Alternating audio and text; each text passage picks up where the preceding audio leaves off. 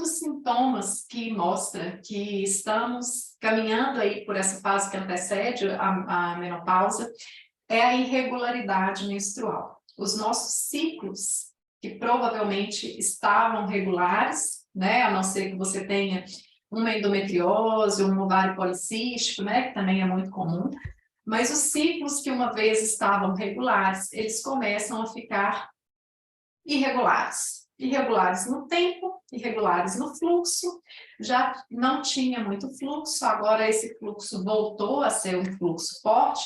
Nossa, parece que eu estou na minha adolescência de novo, estou precisando usar mais absorvente, estou tendo hemorragia, estou tendo cólicas.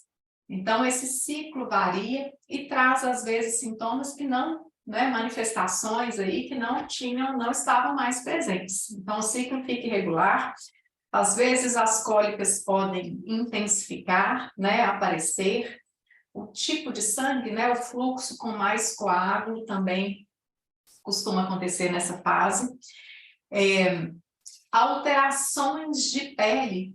Essas alterações de pele inicialmente podem passar por mais espinha, acne, que eu não tinha muito tempo, ou uma pele mais oleosa.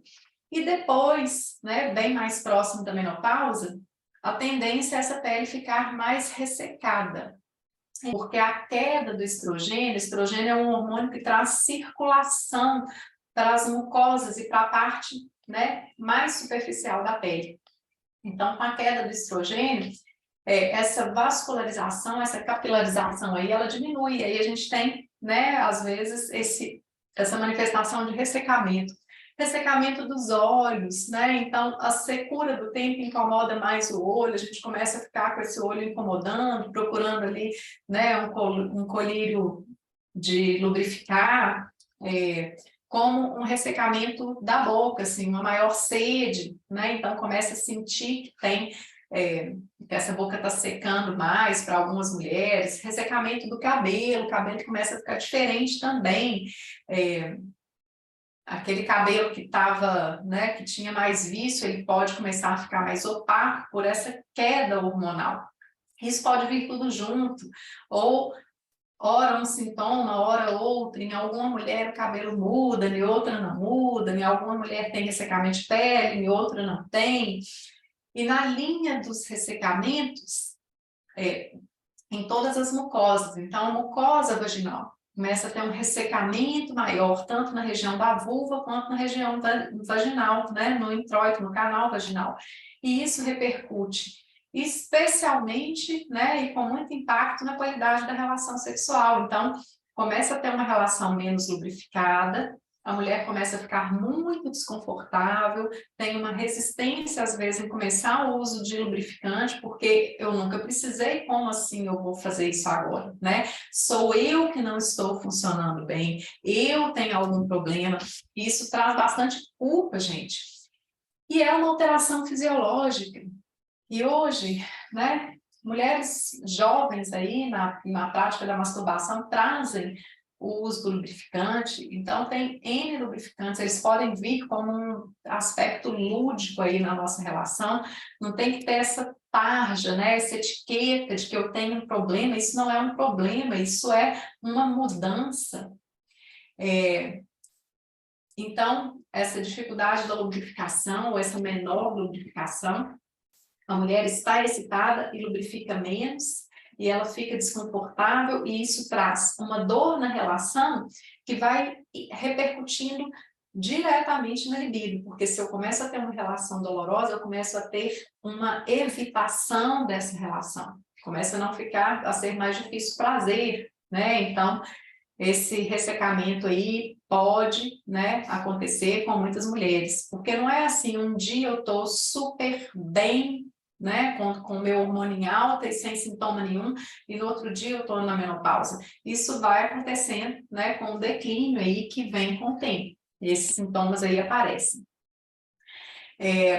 Fotofobia, uma dificuldade com a claridade, né? Algumas pessoas têm essa sensibilidade à claridade já ao longo da vida, né? São mais sensíveis, querem sempre um óculos escuro, e nesse período aí isso pode estar pior, né? Você pode estar tolerando menos aquela idade do que estava antes.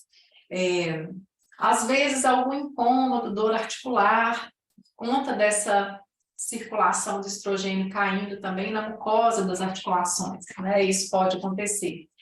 Insônia, o sono começa a ficar pior, eu nunca tive problema para dormir, agora eu tenho, né, eu começo a acordar de noite, às vezes para ir mais ao banheiro, isso pode ter a ver também com a musculatura do assoalho pélvico, né, que é outro papo, mas também pela questão hormonal, então o sono fica mais leve, as mulheres reclamam, né, e relatam que antes dormia que nem uma pedra e agora não, então você começa a ter que observar a sensibilidade a algumas coisas, isso muda sim.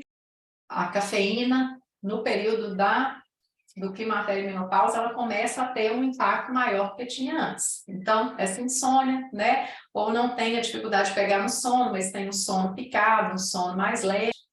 A gente começa a ter mais calor. Pode ser que já apareçam fogachos antes da menopausa, tá? O que são fogachos?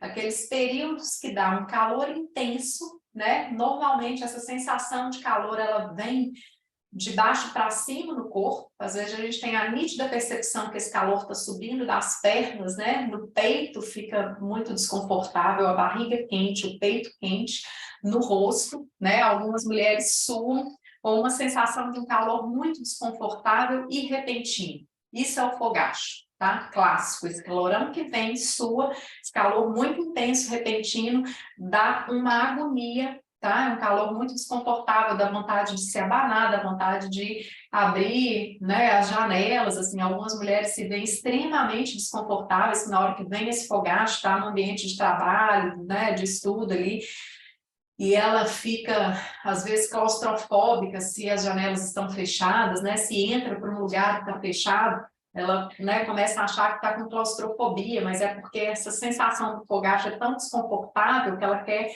se refrescar, né? Não necessariamente ela desenvolva uma claustrofobia, mas é uma necessidade de ventilação, né? E, às vezes, pós-fogacho, né, depois desse calorão, a gente tem um destempero aí no nosso sensor de temperatura. Então, o corpo sua como se o tempo externo, como se o clima tivesse extremamente quente, né, e a gente sua e perde calor e depois vem um frio. E aí, no climatério, pode acontecer isso, né, essa manifestação clássica do fogacho, que é um calor com suor, com um calor intenso, e depois um frio intenso, né, na sequência. Pode vir, né, só esse calorão, pode vir um maior aquecimento. Então, muitas mulheres também não têm esse fogacho clássico, mas assim, eu estou sentindo mais calor que antes.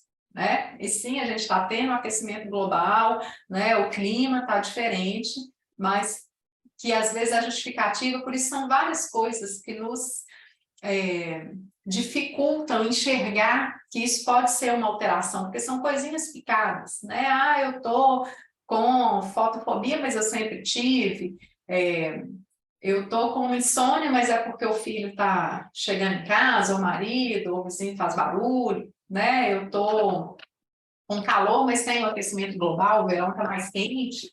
Então, preste atenção. Outra coisa frequente aí nesse climatério, alterações de humor. Uau! É como se as suas TPMs, é como não, né? As suas TPMs ficam mais insuportáveis e essa TPM extrapola o período pré-menstrual, é como se a gente estivesse constantemente numa TPM. Essa alteração dos hormônios, com toda essa questão implícita aí da gente perceber desconfortos e sintomas e sinais no nosso corpo que nos distanciam desse ideal de beleza, dessa juventude, isso mexe muito no nosso inconsciente, gente, né? Além da questão hormonal, influenciar diretamente aí na regulação do nosso humor. Então, é um caldeirão de coisas subjetivas, implícitas, inconscientes, subconscientes, que leva a nossa tolerância lá para baixo. Então, a gente fica muito mais tolerância zero, né? As mulheres que já tinham mais irritação, mais intolerância ao barulho, ao jeito do outro, né? Então, é comum ficar, olha, eu estou me sentindo insuportável, e aí isso vem a culpa, porque ela se sente com o estupim curtinho, né? Se sente insuportável, e aí estoura em casa com o filho, com o marido, e depois cai na culpa, nossa, não devia ter feito, né? Uma sensação de desajuste, às vezes bate uma ansiedade que não sabe por quê, e desconta na comida, e o metabolismo pode estar um pouco mais lento aí também. Então, existe muita insatisfação que é difícil de nominar, né? A gente se sente assim, um bicho esquisito, né, como se estivesse desajustada. Isso gera muita culpa, né? E essa culpa gera muita cobrança e aí entra né, num ciclo aí, numa bola de neve com todas essas alterações. Então, o humor também pode estar alterado. Tudo isso influencia também na libido, então a libido passa por uma questão que é hormonal, passa por uma questão que é emocional, que é da relação, que é da diminuição da lubrificação, que é com essa identificação da beleza.